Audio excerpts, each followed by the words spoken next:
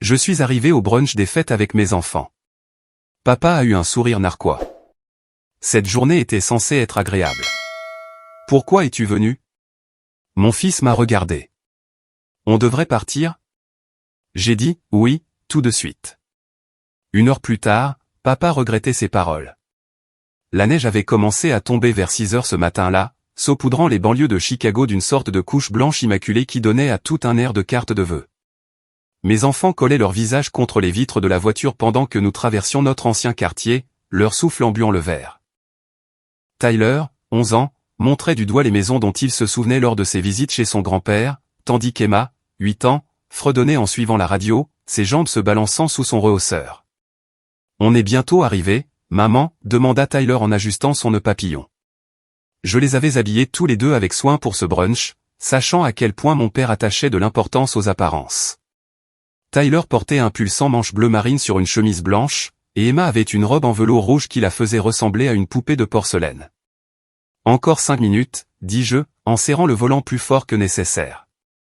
J'avais l'estomac noué depuis mon réveil. Quelque chose dans l'invitation de mon père m'avait semblé suspect dès le début. Après 5 ans de contact minime, il voulait soudainement nous voir à son brunch annuel des fêtes, le même événement qu'il organisait depuis 2 décennies, celui qui avait toujours été sa scène pour exhiber sa famille parfaite. J'aurais dû faire confiance à mon instinct. Lorsque nous nous sommes garés dans l'allée circulaire de la maison de mon enfance, une vaste demeure coloniale avec des colonnes dont mon père avait toujours été absurdement fier, des voitures étaient garées des 2 côtés de la rue. J'ai reconnu le SUV argenté de ma sœur Stéphanie et la berline noire de mon frère Kevin. La Mercedes vintage distinctive de ma tante Patricia était près du garage. Apparemment, tout le monde était venu. Emma m'a pris la main alors que nous montions le chemin de pierre. Tyler portait la tarte aux fruits que j'avais mis 2 heures à préparer ce matin-là, son visage sérieux face à cette responsabilité. J'avais longuement réfléchi à ce que je pourrais apporter, optant finalement pour quelque chose d'incriticable.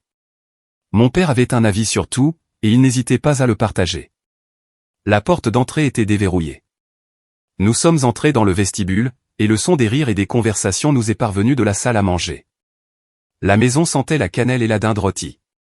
Tout semblait exactement comme dans mes souvenirs, du lustre en cristal au portrait de famille officiel qui longeait le couloir. Sur chacune de ces photos, je remarquais avec une douleur familière que j'étais soit absente, soit placée au bord du cadre. Opale. Ma tante Patricia est apparue dans l'embrasure de la porte, le visage illuminé.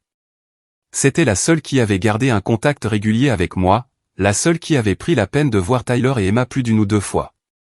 Elle a serré Emma dans ses bras et a ébouriffé les cheveux de Tyler. Ces enfants grandissent à chaque fois que je les vois. Entrez, entrez. Nous l'avons suivi vers la salle à manger. La table était dressée avec la porcelaine de ma mère, celle, très chère, qui ne sortait que pour les grandes occasions. De la vapeur s'élevaient des plats de service et les verres à champagne captaient la lumière de la fenêtre. Environ 15 personnes circulaient, pour la plupart des membres de la famille que je n'avais pas vus depuis des années. Mon père se tenait au bout de la table, menant la conversation comme d'habitude. Gerald Mitchell, patriarche de la famille, chirurgien à la retraite de 68 ans, et perpétuel centre d'attention. Il racontait une histoire sur sa partie de golf, gesticulant avec une flûte de champagne à la main. Ma mère, Linda, était assise tranquillement à l'autre bout, son sourire n'atteignant pas tout à fait ses yeux. C'était son expression par défaut, avais-je réalisé il y a des années. Stéphanie nous a vus la première.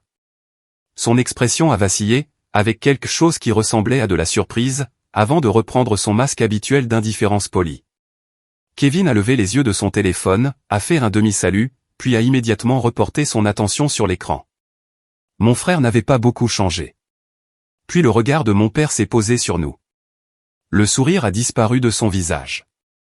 La pièce n'est pas devenue silencieuse, exactement, mais l'énergie a changé. Les gens qui riaient quelques secondes auparavant se sont soudainement intéressés à leur boisson ou à la nourriture sur la table. Papa a posé son verre avec un soin délibéré. Il m'a regardé, puis Tyler et Emma, puis de nouveau moi.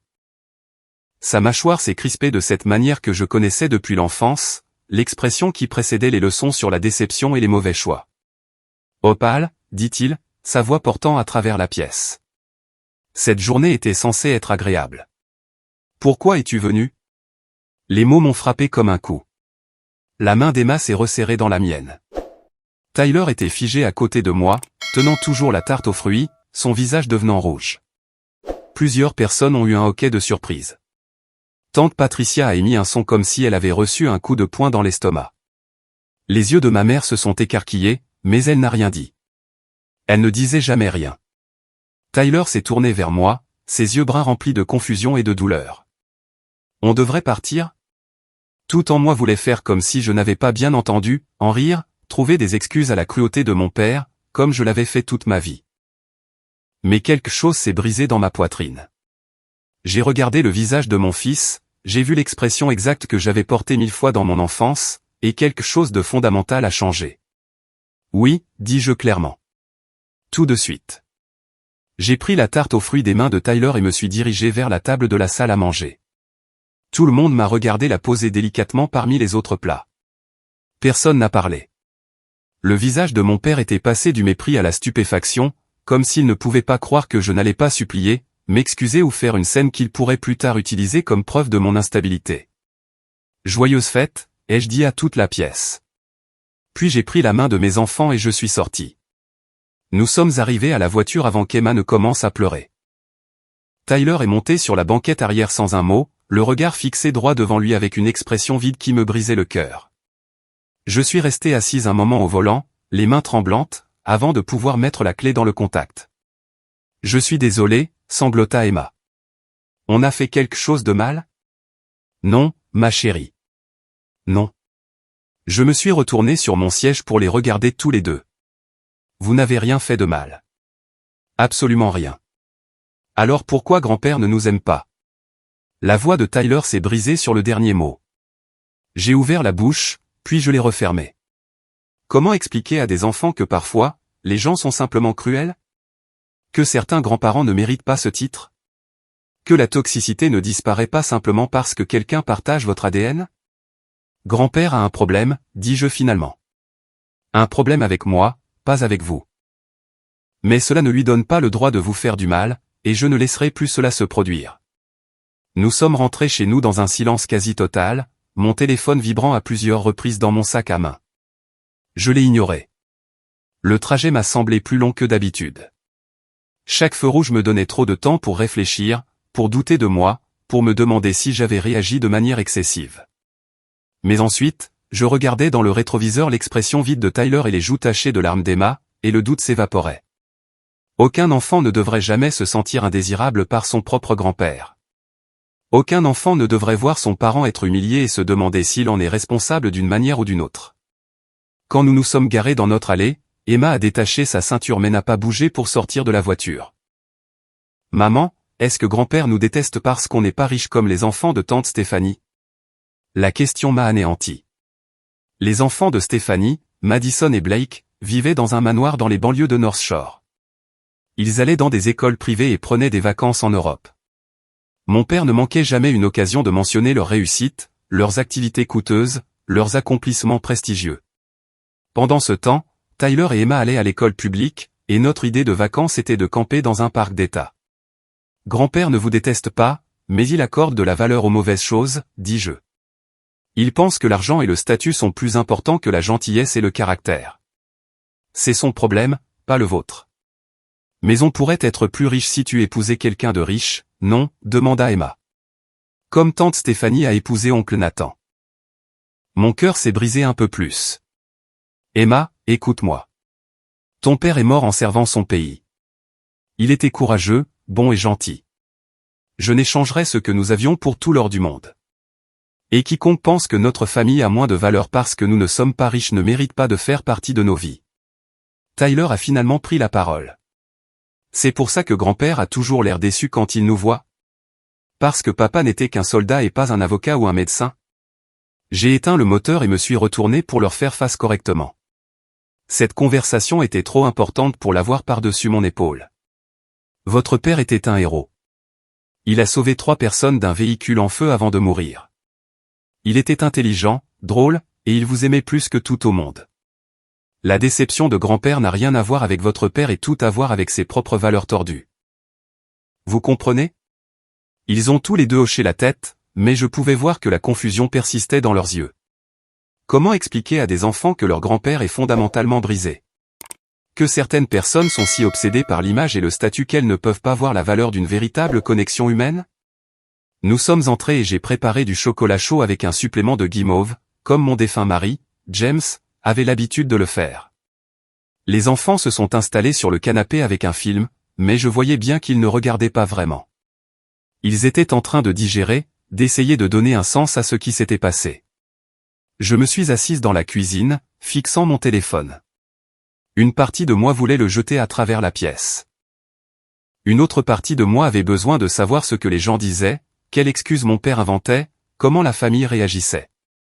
Une fois que nous fûmes rentrés et que les enfants furent installés avec du chocolat chaud et un film, j'ai finalement vérifié mes messages. 17 appels manqués, 23 messages textes. La plupart venaient de tante Patricia, je suis tellement désolé. Je ne savais pas du tout qu'il allait faire ça. S'il te plaît, appelle-moi.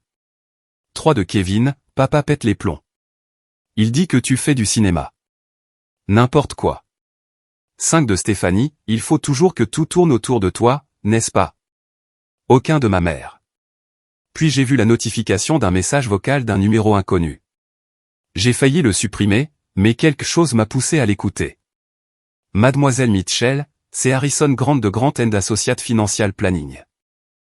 Votre père a laissé son téléphone déverrouillé ici au bureau la semaine dernière lors de notre réunion, et je crains d'avoir entendu quelque chose qui pèse sur ma conscience. Je pense vraiment que nous devrions parler.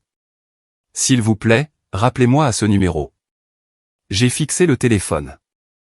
Que pouvait bien avoir à me dire le conseiller financier de mon père? J'ai rappelé immédiatement. Harrison Grant a répondu à la deuxième sonnerie.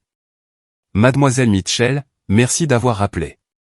Écoutez, je viole probablement environ 17 règles d'éthique professionnelle en passant cet appel, mais je ne peux pas laisser passer ça. Il a pris une profonde inspiration. Votre père est venu le mois dernier pour mettre à jour sa planification successorale. Je gère tous ses comptes, depuis 15 ans. Il m'a spécifiquement demandé de m'assurer qu'à sa mort, vous ne receviez rien. 0. Une déshérence complète. Mon estomac s'est noué. De toute façon, je n'attendais rien de lui. Ce n'est pas le problème, a-t-il poursuivi. Le problème, c'est ce qu'il a dit et ce que j'ai vu sur son téléphone. Mademoiselle Mitchell, votre père a orchestré des situations pour vous humilier. Ce brunch aujourd'hui, il vous a invité spécifiquement pour pouvoir vous insulter devant la famille. J'ai vu les SMS qu'il a envoyés à vos frères et sœurs, leur disant de s'asseoir et de regarder le spectacle. Il documente ce qu'il appelle vos échecs depuis des années. Il a des feuilles de calcul, Mademoiselle Mitchell. Des feuilles de calcul détaillant chaque fois que vous avez eu besoin d'aide, chaque erreur perçue, chaque dispute que vous avez eue avec des membres de la famille. J'ai eu la nausée. Pourquoi me dites-vous cela? Parce que j'ai aussi vu les messages concernant vos enfants, sur la façon dont il prévoit de monter toute la famille contre vous, comment il veut s'assurer qu'ils comprennent quel désastre est leur mère. Et parce que j'ai vu le relevé bancaire montrant qu'il finance discrètement l'entreprise de votre sœur depuis des années, tout en vous disant qu'il ne pouvait pas aider avec les frais médicaux de Tyler quand il a eu cet accident il y a 3 ans. La pièce a tourné. L'accident de Tyler, quand il était tombé d'une structure de jeu et avait eu besoin d'une intervention chirurgicale. Je m'étais endetté pour payer. Mon père m'avait dit qu'il était à court de liquidités, qu'il ne pouvait pas aider. C'était il y a 4 ans, quand Tyler avait 7 ans, et je jonglais désespérément avec 3 emplois pour joindre les deux bouts. Mais il y avait plus, ce que Harrison ne savait pas. Les souvenirs ont afflué alors que j'étais assise là, agrippée au téléphone. Quand Emma est née, j'étais si excité de la présenter à mon père. James et moi avions des difficultés financières, nous vivions dans un petit appartement, mais nous étions heureux. Mon père avait jeté un coup d'œil aux modestes vêtements de bébé que je lui avais mis, aux couches de marque générique dans mon sac à langer, et avait dit, « J'espère que tu ne t'attends pas à ce que je subventionne ton incapacité à subvenir correctement aux besoins de tes enfants. » J'avais été trop choqué pour répondre. James avait été furieux, mais je l'avais supplié de ne rien dire, convaincu que maintenir la paix était plus important que de nous défendre. Puis il y a eu le 10e anniversaire de Tyler, il y a tout juste 1 an. Nous avions économisé pendant des mois pour lui organiser une fête dans un bowling local. Rien d'extravagant, juste de la pizza, un gâteau et ses amis de l'école. Mon père était venu pour exactement 20 minutes, juste assez longtemps pour donner à Tyler une carte avec un billet de 20 € à l'intérieur et pour faire un commentaire sur le fait que Stéphanie avait loué un parc d'attractions entier pour le 10e anniversaire de Madison. Mais je suppose que chacun fait ce qu'il peut, avait-il dit avec un sourire pincé. Là aussi, j'avais trouvé des excuses. Il était occupé. Il était stressé. Il venait d'une autre génération avec des valeurs différentes. Toujours des excuses. Quand James est mort il y a 6 ans, mon père a assisté aux funérailles mais est parti avant la réception. Il avait envoyé des fleurs chères, mais il ne m'avait pas prise dans ses bras, ne m'avait pas demandé si j'avais besoin de quelque chose, n'avait pas offert d'aider avec les enfants pendant que je découvrais comment être une veuve et une mère célibataire à 31 ans. Tyler avait 5 ans, Emma seulement 2. Ils se souviennent à peine de leur père maintenant, et cela me brise le cœur chaque jour. La seule chose qu'il avait dite était, eh bien, je suppose que tu devras être plus pragmatique dans tes choix de vie maintenant, comme si la mort de mon mari en service était en quelque sorte une erreur de jugement de ma part. Mademoiselle Mitchell, vous êtes toujours là. La voix de Harrison m'a ramené au présent. Je suis là. Désolé, je suis juste en train de digérer. Je comprends. C'est beaucoup, mais il y a autre chose que vous devriez savoir. Votre père parle de vous lors de nos réunions. Il est mon client depuis longtemps et, au fil des ans, il a fait divers commentaires. Je les ai toujours écartés comme de simples plaintes familiales typiques, le genre de choses que les gens disent quand ils sont frustrés. Mais après avoir vu ces documents, après ce qui s'est passé aujourd'hui, je réalise qu'il a monté un dossier contre vous depuis des années. Chaque histoire qu'il raconte, chaque plainte qu'il fait, tout est conçu pour vous dépeindre comme instable, irresponsable, un fardeau pour la famille. Mais pourquoi, ai-je demandé. Que ai-je fait pour qu'il me déteste à ce point? Harrison est resté silencieux un moment. D'après ce que j'ai observé, vous n'avez rien fait. Certains parents ont une vision de ce que leurs enfants devraient être. Et quand la réalité ne correspond pas à cette vision, ils ne peuvent pas lâcher prise. Ils ne peuvent pas l'accepter. Alors, ils réécrivent le récit pour faire de l'enfant le méchant. Ce n'est pas rationnel, mais c'est étonnamment courant. J'ai pensé à mon enfance. Comment mon père avait voulu que je sois médecin comme lui, mais j'avais choisi l'enseignement à la place. Comment il avait voulu que j'épouse quelqu'un de notre cercle social, mais j'étais tombée amoureuse d'un soldat. Comment il s'attendait à ce que je privilégie l'avancement de carrière et la réussite financière, mais j'avais choisi d'être présente pour mes enfants, de travailler à temps partiel pour être là pour les sorties d'école et les histoires du soir. Chaque choix que j'avais fait, qui était fidèle à moi-même, avait été, à ses yeux, une trahison de ses attentes. J'ai des copies, a poursuivi Harrison. Pas obtenues légalement, je l'admets, mais je les ai, et je pense que vous devriez savoir exactement qui est vraiment votre père. Alors que nous convenions de nous rencontrer le lendemain matin, j'ai regardé par la fenêtre ma petite maison, confortable. Les lumières de Noël que Tyler m'avait aidé à accrocher étaient légèrement de travers.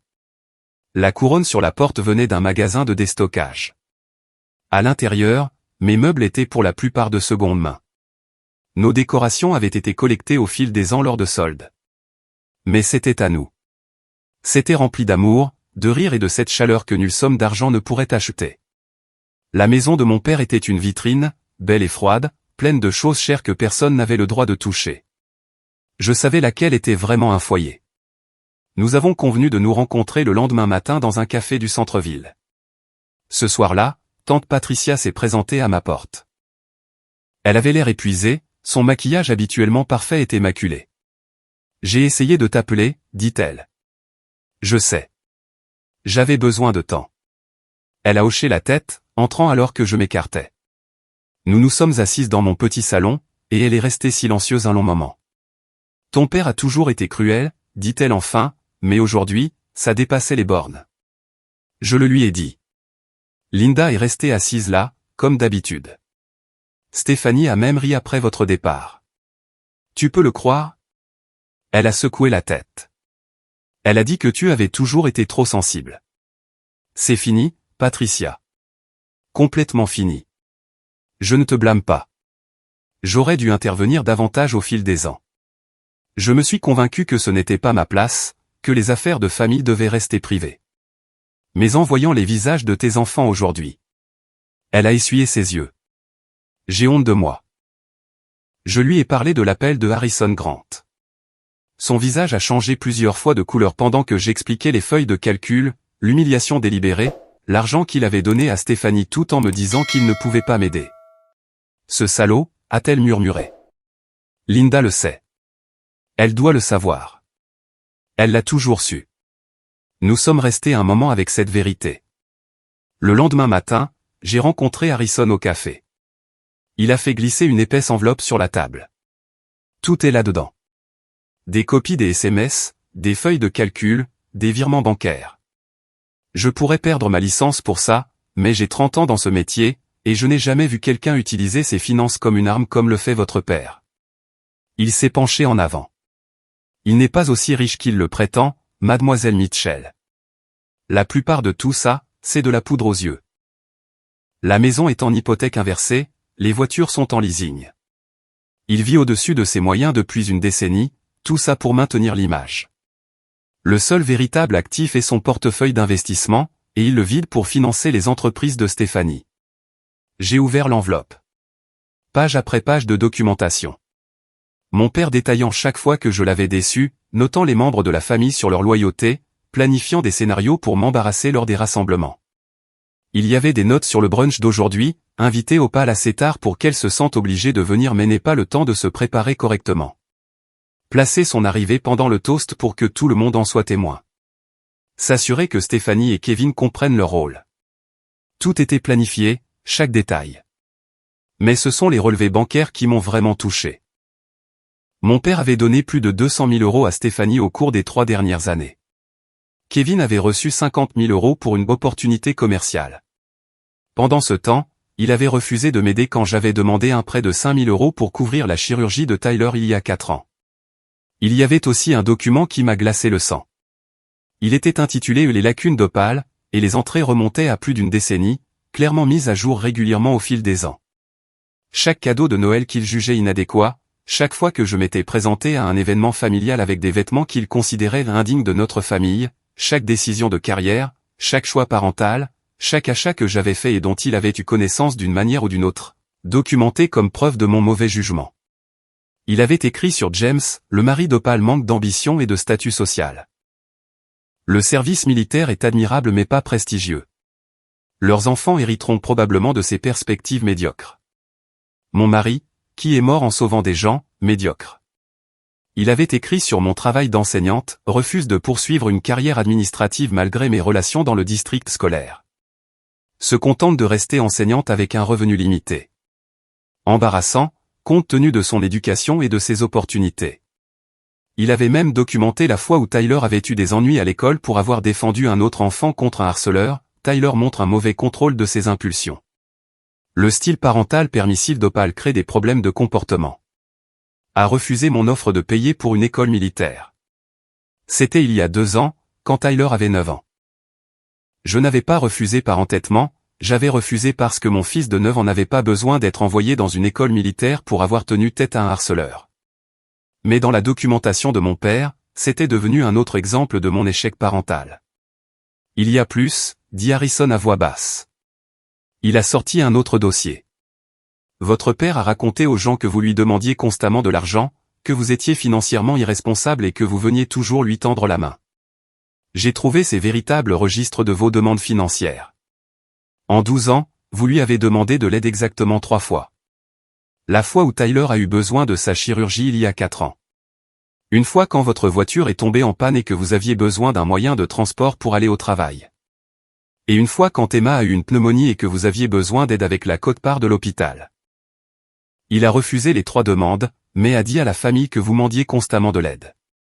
Les mensonges étaient si élaborés, si systématiques. Ce n'était pas juste un parent difficile. C'était quelqu'un qui avait consacré des années à détruire ma réputation au sein de la famille. Pourquoi ferait-il ça? Demandai-je, même si je n'étais plus sûr de vouloir connaître la réponse. Harrison s'adossa à sa chaise. J'y ai pensé depuis que j'ai pris la décision de vous contacter. Je pense que votre père vous voit comme son plus grand échec. Non pas à cause de quelque chose que vous avez mal fait, mais parce que vous avez refusé d'être contrôlé. Votre sœur, Stéphanie, elle a épousé exactement celui qu'il voulait qu'elle épouse. Elle a pris le poste dans l'entreprise de son ami qui lui avait arrangé. Elle vit dans le quartier qu'il lui a recommandé. Elle élève ses enfants selon ses spécifications. Kevin, c'est pareil, juste avec moins de succès. Mais vous vous êtes marié par amour plutôt que par statut. Vous avez choisi une carrière qui vous épanouissait plutôt qu'une qui impressionnait ses amis golfeurs.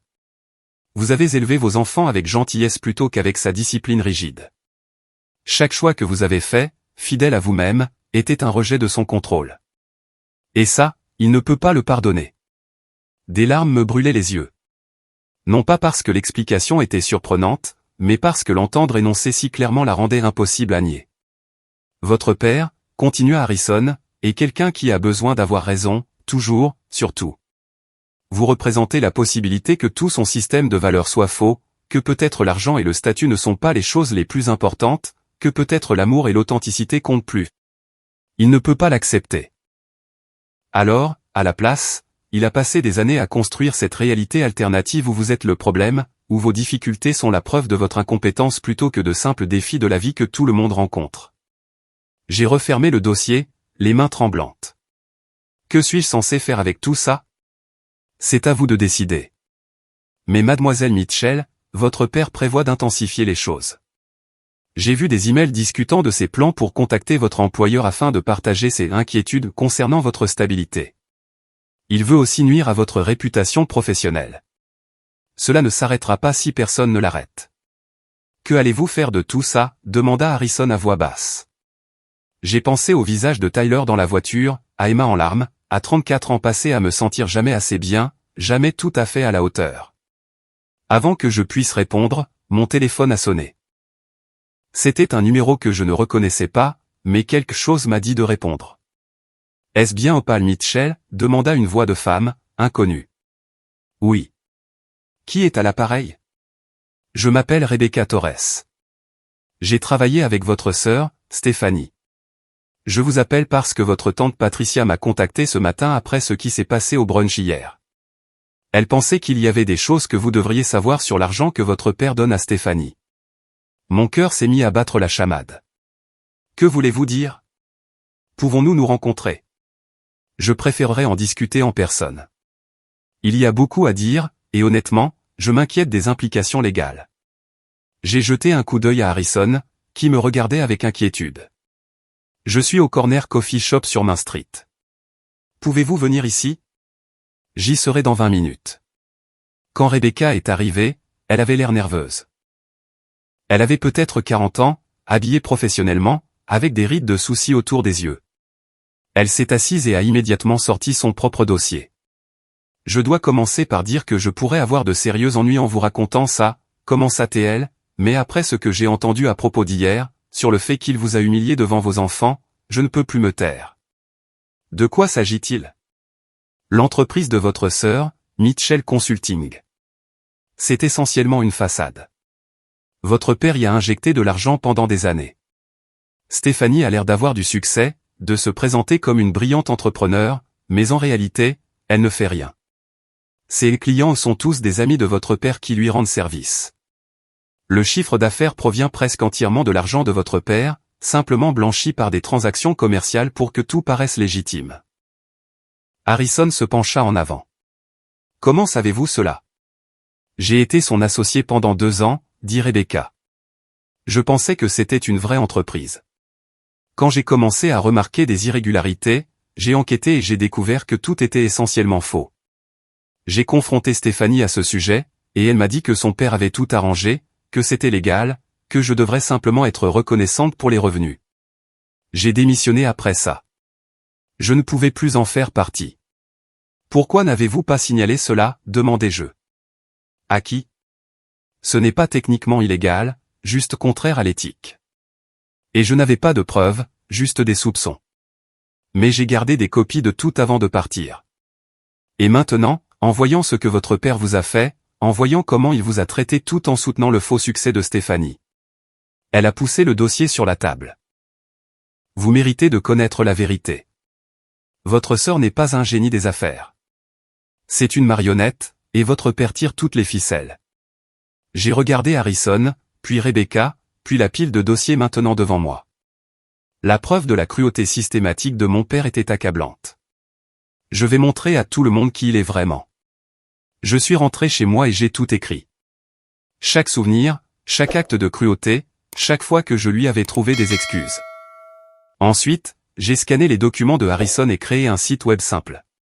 Rien d'extraordinaire, juste la vérité. Je l'ai intitulé Le vrai Gérald Mitchell. Puis j'ai envoyé le lien à chaque personne qui avait été à ce brunch, avec un message simple, vous l'avez vu humilier mes enfants hier. Vous l'avez vu m'humilier pendant des années. Voici pourquoi. Les réponses ont commencé à arriver en moins d'une heure. Kevin a appelé, furieux. Tu ne peux pas étaler les affaires de famille comme ça. Tu es en train de le détruire. Il s'est détruit lui-même. Je m'assure juste que tout le monde le sache. Stéphanie a envoyé une série de SMS, commençant par la colère et se terminant par des accusations. J'ai bloqué son numéro après le 5e message me traitant de menteuse. Mais tante Patricia a appelé en larmes. J'ai tout lu. Je suis tellement désolé, Opal. Je savais qu'il était difficile, mais je ne réalisais pas que c'était systématique. Je ne réalisais pas qu'il documentait ta vie comme une sorte d'expérience scientifique sur la cruauté. Mon cousin Bryce, à qui je n'avais pas parlé depuis des années, a envoyé un email, je me suis toujours demandé pourquoi tu avais arrêté de venir aux événements familiaux. Maintenant, je comprends. Je suis désolé que nous n'ayons pas remarqué plus tôt. Oncle William, le frère de mon père, a appelé. J'ai des soupçons depuis des années. Linda m'a appelé ce matin, hystérique. Ton père est furieux. Toute la famille est en plein chaos. Bien, dis-je. Les appels ont continué. Certains membres de la famille étaient en colère contre moi pour avoir tout révélé. D'autres étaient en colère contre eux-mêmes pour ne pas l'avoir vu. Quelques-uns étaient en colère contre mon père, comprenant enfin que sa version des faits n'avait jamais été toute la vérité. Puis, exactement une heure après que j'ai envoyé ce lien, mon téléphone a sonné avec le numéro de mon père. J'ai laissé sonner 2 fois avant de répondre. Opal. Sa voix tremblait de rage. Retire ce site immédiatement. Non. Tu m'as humilié. Tu as détruit ma réputation. Ton propre père. Tu as humilié mes enfants hier. Tu as systématiquement détruit ma réputation pendant des décennies. Je ne fais que te rendre l'appareil, avec une différence cruciale, tout ce que j'ai publié est vrai et documenté. Ces documents sont privés. Harrison n'avait aucun droit. Ces documents prouvent que tu es une personne cruelle et calculatrice qui prend plaisir à orchestrer la douleur de sa fille. Ils prouvent que tu m'as menti en disant que tu ne pouvais pas aider pour les frais médicaux de Tyler, alors que tu donnais $250 000 à Stéphanie. Silence à l'autre bout du fil. Stéphanie avait besoin de cet argent pour des raisons commerciales légitimes, et Tyler n'avait pas besoin de chirurgie. Je me suis endetté, papa. J'ai eu 3 emplois pour payer ses factures médicales. Tu le savais. Tu m'as regardé me débattre et tu m'as dit que ça forgeait le caractère, pendant que tu signais des chèques à Stéphanie. C'est différent. Comment? Explique-moi en quoi c'est différent. Il ne pouvait pas. Après une longue pause, il a dit, si tu ne retires pas ce site, tu ne seras plus jamais la bienvenue dans cette famille. J'ai ri. J'ai vraiment ri. Je n'ai jamais été la bienvenue. Cela a été très clair hier. La seule différence, c'est que maintenant, je ne fais plus semblant. Ta mère est anéantie. Alors elle peut m'appeler elle-même et m'expliquer pourquoi elle est anéantie que la vérité éclate, plutôt qu'anéantie par ton comportement en premier lieu. Je vais te déshériter. Harrison m'a déjà dit que tu comptais le faire de toute façon. Franchement, je ne veux pas de ton argent. Apparemment, ce n'est qu'une illusion, de toute manière. Je pouvais l'entendre respirer lourdement. Quand il a repris la parole, sa voix avait changé pour prendre le ton froid et contrôlé que je connaissais de mon enfance. Tu vas le regretter. La seule chose que je regrette, c'est de ne pas l'avoir fait plus tôt. Ne me contacte plus, à moins d'être prêt à présenter de véritables excuses à Tyler et Emma. Ils méritent mieux que ce que tu leur as montré hier. J'ai raccroché. Mon téléphone a explosé d'activité au cours des heures suivantes. D'autres membres de la famille m'ont contacté, certains pour exprimer leur soutien, d'autres pour me dire que j'étais allé trop loin. J'ai bloqué ceux qui défendaient les actions de mon père. La vie était trop courte. Tante Patricia est passée ce soir-là avec du vin et des plats à emporter. Ton père s'est présenté chez moi cet après-midi, dit-elle en s'installant sur mon canapé. Il a exigé que je te convainque de retirer le site. Il m'a dit que si je ne le faisais pas, je choisissais un camp. Que as-tu dit? Je lui ai dit que j'avais choisi ton camp il y a des années. Je n'avais juste pas eu le courage de le dire à voix haute. Elle a souri tristement. Puis je lui ai dit que s'il te parlait à nouveau, à toi ou à tes enfants, de cette façon, il aurait affaire à moi. Ça ne lui a pas beaucoup plu. Merci. Ne me remercie pas. J'aurais dû le faire il y a longtemps. Elle a soupiré. Ta mère m'a appelé après le départ de Gérald. Elle pleurait, demandant comment cela avait pu arriver. Je lui ai dit que c'était arrivé parce qu'elle était restée silencieuse pendant 34 ans pendant que son mari tourmentait sa fille. Comment a-t-elle réagi? Elle m'a raccroché au nez. Patricia a versé du vin dans 2 verres. Mais tu sais quoi? Le silence est rompu maintenant. Tout le monde sait. C'est ce que Gérald craignait le plus. Non pas d'être démasqué comme étant cruel, mais de perdre le contrôle du récit. Tyler est apparu dans l'embrasure de la porte, hésitant. « Maman, je peux te poser une question? » « Toujours, mon grand. »« On ne reverra vraiment plus jamais grand-père ?» Je lui ai fait signe de venir s'asseoir avec nous. Emma est apparue quelques instants plus tard, traînant son lapin en peluche. « Voici la situation, dis-je, en passant un bras autour de chacun d'eux. Parfois, les gens ne sont pas bons pour nous, même s'ils font partie de la famille. Grand-père a dit quelque chose de très méchant hier, quelque chose qui n'était pas vrai et qui n'était pas acceptable. Et ce n'était pas la première fois qu'il était méchant. Alors, jusqu'à ce qu'il s'excuse sincèrement et nous montre qu'il a changé, nous allons garder nos distances. Ça ne te rend pas triste? Demanda Emma. Honnêtement, ça me rend triste que nous devions le faire, mais vous garder en sécurité et heureux est plus important que de forcer une relation avec quelqu'un qui ne nous traite pas avec gentillesse. Tyler a hoché lentement la tête. Jordan, à l'école, dit que son grand-père est aussi très méchant. Il dit que c'est normal de ne pas aimer quelqu'un juste parce qu'on est de la même famille. Jordan est un garçon intelligent. Au cours des semaines suivantes, les retombées ont continué. L'ancienne associée de Stéphanie m'a contacté en privé, demandant si j'avais plus de documents sur l'argent que mon père lui avait donné. Apparemment, il y avait des irrégularités qui l'avaient inquiété. J'ai transféré tout ce que Harrison m'avait fourni. Kevin a finalement rappelé, moins en colère cette fois. Écoute, je pense toujours que tout déballer publiquement était extrême, mais j'ai aussi lu ces feuilles de calcul. Les trucs que papa a écrits sur toi, sur le fait de suivre tes échecs. C'est tordu. Je ne savais pas qu'il faisait ça. Savais-tu qu'il avait donné 200 000 € à Stéphanie? Silence. Une partie, oui. Pas tout. Et je ne savais pas qu'il avait refusé de t'aider avec les frais médicaux de Tyler il y a 4 ans. Si j'avais su ça, j'aurais. Je ne sais pas ce que j'aurais fait, mais quelque chose. L'aurais-tu vraiment fait? Ou te serais-tu convaincu que ce n'était pas tes affaires, comme tout le monde le fait toujours avec papa? Il n'a pas répondu tout de suite. Probablement la deuxième option, a-t-il finalement admis. C'était plus simple comme ça. Je suis désolé, Opal. Ce n'était pas une réconciliation complète, mais c'était honnête. Cela comptait pour quelque chose. Ma mère n'a jamais appelé, pas une seule fois. Tante Patricia m'a dit qu'elle avait déménagé dans la chambre d'amis, qu'elle et mon père ne se parlaient plus mais ne se séparaient pas non plus, existant simplement dans la même maison, maintenant l'illusion de la normalité alors que tout s'effondrait autour d'eux. 3 mois plus tard, j'ai reçu une lettre par la poste. L'écriture de mon père, bien que plus tremblante que dans mon souvenir. Opal, plusieurs membres de la famille m'ont informé que je devais m'excuser. Alors, la voici. Je m'excuse pour mes commentaires lors du brunch des fêtes. Ils étaient inappropriés. Vos enfants sont les bienvenus aux futures réunions de famille. Gérald, je l'ai montré à tante Patricia. Ce n'est pas une excuse, dit-elle immédiatement. C'est une performance. Plusieurs membres de la famille m'ont informé que je devais m'excuser. Il ne reconnaît même pas avoir eu tort. Je sais.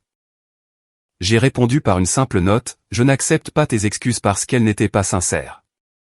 Si tu veux une relation avec moi ou mes enfants, tu dois faire le véritable travail de comprendre pourquoi ce que tu as fait était mal, et non pas simplement faire semblant parce que des gens te l'ont dit. D'ici là, c'est terminé. Je n'ai jamais reçu de réponse.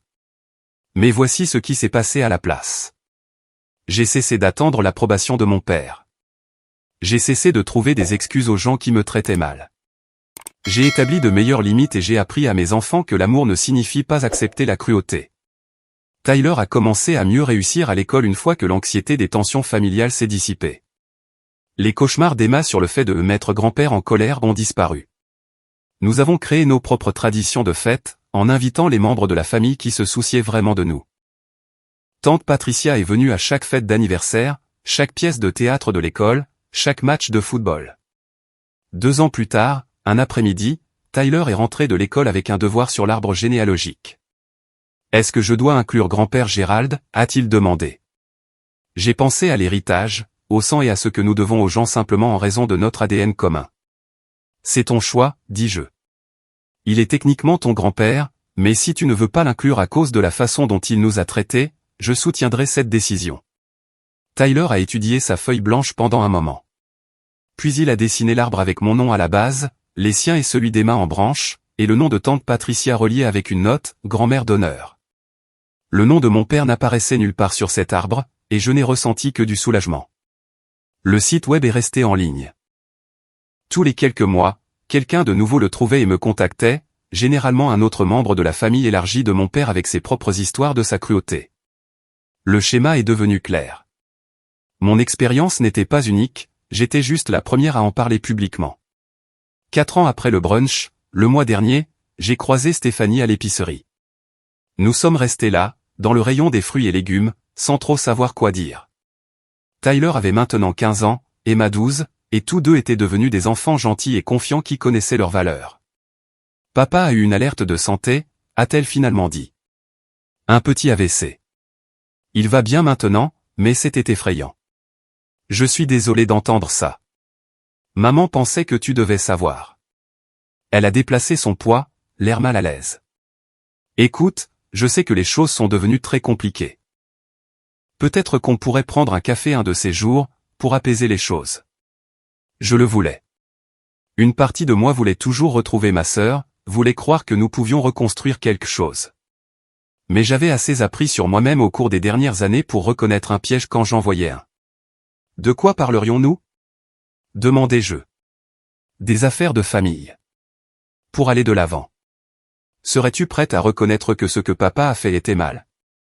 Pas seulement au brunch, mais systématiquement, pendant des années ? Elle a détourné le regard. Je pense qu'il y a eu des malentendus des deux côtés. Et voilà. Le même vieux schéma, déguisé en réconciliation. Alors nous n'avons rien à nous dire, dis-je doucement. J'espère que papa se rétablira complètement, mais je ne suis pas intéressé à aller de l'avant sans une reconnaissance des torts. Je suis parti, me sentant triste, mais certaine de ma décision. Tyler a maintenant 15 ans. Emma en a 12. Ils ont rencontré leur grand-père exactement 2 fois depuis ce brunch des fêtes, les 2 fois dans des lieux neutres, en ma présence. Les visites étaient tendues et maladroites. Mon père a tenté d'être cordial, mais n'a pas tout à fait réussi à être chaleureux. Les enfants étaient polis mais distants. Après la 2e visite, Tyler a dit « Je ne pense pas qu'il nous aime vraiment. » Probablement pas, ai-je convenu. Certaines personnes ne sont pas capables de ce genre d'amour. C'est triste. Ça l'est, mais ce n'est pas notre responsabilité de réparer ça. La semaine dernière, Emma a demandé si elle portait le nom de quelqu'un de la famille. Je lui ai dit non, que j'avais choisi son nom parce qu'il signifiait entière et universel, parce que je voulais qu'elle grandisse en se sentant complète en elle-même, non définie par l'héritage familial ou les attentes. C'est joli, dit-elle. J'aime être juste Emma. Moi aussi, ma chérie. Les gens me demandent parfois si je regrette d'avoir exposé mon père comme je l'ai fait. Si le fait de le rendre public était trop dur, trop permanent, trop dévastateur pour les relations familiales. Je pense à Tyler demandant où on devrait partir, à ce moment-là au brunch, sa voix petite et confuse. Je pense à Emma pleurant dans la voiture, demandant ce qu'elle avait fait de mal. Je pense à 34 ans passés à me sentir intrinsèquement défectueuse, toujours en deçà de normes impossibles. Puis je pense à la paix que j'ai trouvée ces dernières années. Aux relations authentiques que j'ai bâties avec des gens qui me traitent avec respect.